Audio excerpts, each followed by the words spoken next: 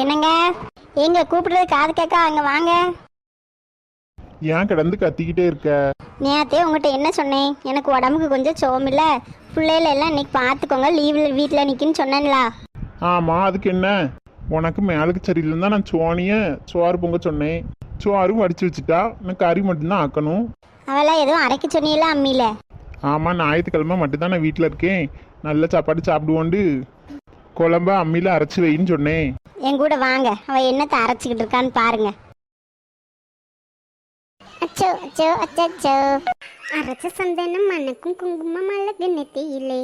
பாருங்க உங்க பொண்ணு அம்மியில அரைச்சி குழம்பு வைக்கிற லட்சணத்தை. இவ என்ன பண்ணிக்கிட்டு இருக்கா?